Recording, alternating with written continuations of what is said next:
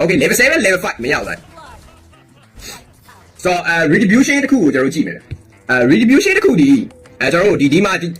တော့ဒါကျွန်တော်တို့ live ပါလာကြည့်ရဆိုပေမဲ့ကျွန်တော်ကဒါ free ပြောပြတာဘလို့အနေနဲ့ဒါဆရာကြီးလောက်တာမဟုတ်ဘူးကျွန်တော်ပြောတာကိုလေယုံကြည်မယုံကျွန်တော်အားတာချက်အားနေချက်ကိုကျွန်တော်တို့ပြောပြနေတာK7 သုံးထားတဲ့ retribution ဒီ ice retribution IMU သုံးထားတဲ့ retribution ဒီ red retribution ဆိုတော့ဒီ retribution နှစ်ခုဒီ ice retribution ဒီကျွန်တော်တို့red မှာဆိုတော့ဆင်ပြီသူကနည်းနည်းပါး slow effect တက်ရောက်တာ retribution ပေါက်လိုက်ဒါပေမဲ့ red retribution ကကြတော့ပို့ပြီးတော့ damage ပို့ပြင်းတယ်ဗျ retribution ပေါက်ပြီးတော့ကြိတ်တယ်ဆိုလို့ရှိရင် damage ပို့ပြင်းတယ်ကျွန်တော်တို့က by one ဆော့တဲ့အတွက်ကြောင့်မို့ဒါတော့ဟို 5-5 ဆော့တဲ့လူနဲ့ by one ဆော့တဲ့လူဒီလိုလေးတော့ကွာခြားချက်လေးရှိတယ်သိရမလားဆောင်းရဲနားတယ်ကွာဒါပြေးလို့ရမယ် K7 retribution ဒီ ice retribution ပြေးလို့ရဒါလေးတွေကလည်းpc လေးလာပြောတာ bro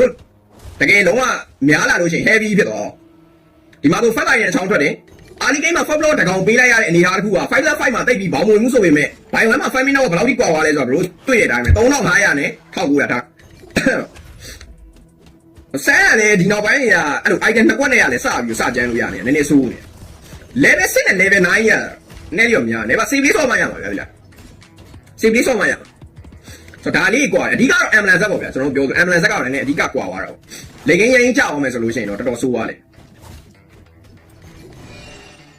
okay အကုန်လုံးကသူတို့အားသာချက်အားနေချက်လေးကိုရှိကြပါဘောเนาะဒါကတော့ကျွန်တော်တို့ဟိုပွဲကိုကျွန်တော်တို့ page မှာလေးလာပြီးတော့ဆော့ရတဲ့ကြောင့်မို့ကျွန်တော်တို့ကဒါအားသာချက်အားနေချက်လေးကိုကျွန်တော်တို့ပြောပြတာဖြစ်ပါတယ်လိုပဲဖြစ်ဖြစ်ကျွန်တော်တို့ live stream မှာလာပြီးတော့ဆော့ကြတဲ့ညီကိုတွေရော live stream ကိုလာပြီးတော့ကြည့်ပေးကြတဲ့ညီကိုမောင်နှမတွေအကုန်လုံးကျေးဇူးထူးတင်ရှိပါတယ်เนาะ social media Facebook YouTube TikTok အကုန်လုံး follow like and share တွေအကုန် subscribe တွေလုပ်ပေးကြညီကိုတွေကြည့်ပေးကြညီကိုတွေ comment ဝင်ရေးပေးကြညီကိုမောင်နှမတွေအကုန်လုံးကျေးဇူးထူးပါဆိုတော့ဒီပွဲတော့ပဲကျွန်တော်တို့ပွဲရာဟိုစကွက်ကလည်း8နိုင်ပွဲလို့ပြောနေဆိုပေမဲ့အခုတည်းကပတ်စံမလွယ်တာတွေအဲ့လိုဖြစ်နေတယ်ပွဲလေးရတော့အဲ့လိုလေးဖြစ်နေတယ်ဘာလိုက်နဲ့မရဘူးဒီစီနီကမရဘူးဒီစီနီကတိုင်ပတ်ဒီမိုဟန်နာထွက်သွားရတာအဲ့ဒီနှစ်ကွက်နဲ့တစ်ကွက်နဲ့နောက်ဖက်နက်တွေမှာစကားပြောတယ်ဒီဘက်က warrior boost နဲ့ဟိုဘက်က9 round shot ရဲ့ဖက်နက်အဲ့လိုလေးရောနည်းနည်းလေးရောကွာမက်ဆေ့ Telegram အကောက်ကရှာမတွေ့ဘူးတဲ့3-4ယောက်ဖြစ်နေတယ်ဘယ်လိုလဲမသိဘူးကြီးကျွန်တော်ဟိုဟာတစ်တော့ YouTube မှာဆိုရင်ပင် comment မှာ Telegram channel ထားပေးထားဗျာအဲ Telegram channel ရဲ့ဝင်လာလို့ရှိရင် description မှာကျွန်တော်ထားပေးထားပါတယ်နော် Telegram နောက်ဝင်လို့အဲ့မှာတစ်ချက်လုပ်လို့ရပါတယ်ဗျာမပြောလို့မို့နဲ့နှာကြီးနေကောင်းပါပွဲကတပွဲလေးရှိနေတယ်တပွဲလေးရှိမလားနှစ်ပွဲရှိမလားတော့မသိအဲတော့ကိုင်းနေ IMU အဲတော့ပွဲလေးရှိမလားတော့မသိတေချာတော့မသိသေးအဲ့လိုဖြစ်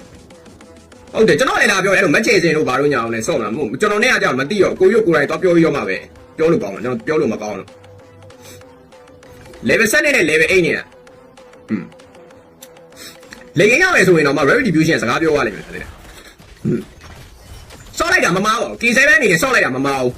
ဆော့လိုက်တာမမားဘူးသူလည်းဘိုင်ဝါဝါသနာပါရထင်တယ်ဝါသနာပါတဲ့အတွက်ကြောင့်မို့ဒါဆော့တင်တယ်ဘယ်လိုပဲဖြစ်ဖြစ်ကိုယ့်ရဲ့အားနေချက်သိရမလားဒီတစ်ချိန်မှာကိုကရှုံးသွားတယ်ဆိုပေမဲ့ကျွန်တော်တို့နောက်တစ်ချိန်မှာလည်းသူ့တက်ကောင်းဝင်လည်းကောင်းသွားနိုင်တာပဲလေအဲ့လိုဆိုတော့ K7 နေနဲ့ကတော့ဒီကောင်ကမှ IMU က CFF မှာကောက်ထည့်တော့အိုင်ကန်ဆောင်ရင်းกว่าနေနောက်တော့သဘောတရားတစ်ခုကဒီပွဲက full item ချနေတော့ K7 နိုင်ရနိုင်ဖို့လောက်ကမမြင်ဘူးဆိုတော့ ambulance ကွာသွားပြီနောက်တစ်ခုက retribution နဲ့ ice retribution ကလုံးဝဘိုင်ဝမ်းမှာသွားရှင်းလို့မရလုံးဝဘာမှလုပ်လို့မရဘူးအဲ့လို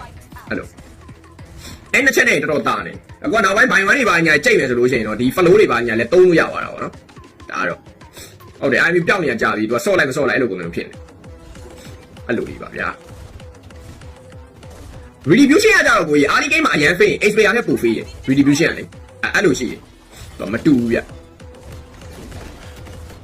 မရောက်ဖြစ်နေတယ် IMU ရဲ့အတူရိုက်လို့အဆင်မပြေဘူးဖြစ်တကောင်3000ချမယ်ဆိုတော့တိတ်လွယ်မယ်မနေဘူးဗျကြည့်ရတော့5 minute ကလည်းကွာနေပြီဗျ5 minute က2ဆကွာနေ5 minute က8000နဲ့4000တွေအားရ bro 2ဆဘろ BOD တစ်ချောင်းလာခတော့ဦးများသေးကဲ window ကလိုက်CFF တွေပါကောက်ထည့်တာကဲ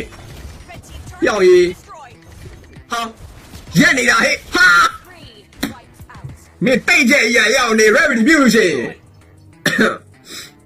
တော်တော်ဆိုးနေတာရတော်ကြီးဆိုးနေဒီကလုံးဝတေးလို့မရတော့ဒါရေဒီဘေးက5 minute ကွာတွေးကကြီးကဝင်ချတယ်ရောဒီဒုက္ခစားပြီတော်လေးတို့တေးသွားတော့ဒီလားမတေးရတိုင်ကောက်attack speed ရောများတယ် K7 က attack speed သွားရတဲ့ကြောင့် attack speed ရောများတယ်ဆိုပေမဲ့ နည်းလေးဟိုကလောက်ပါဒါပေမဲ့တစ်ခုတော့ရှိရကျွန်တော်ကဲမက်တွေပါညာကြီးကြောက်လေကင်းတစ်ခုကျွန်တော်ကြည့်ရမှာနော်ကွဲရင်16နှစ်လောက်ဆိုလို့ရှိရင်တော့ဒါဟိုအစင်ပြေပြေနဲ့ G7 နေနဲ့အဲ့ဒီ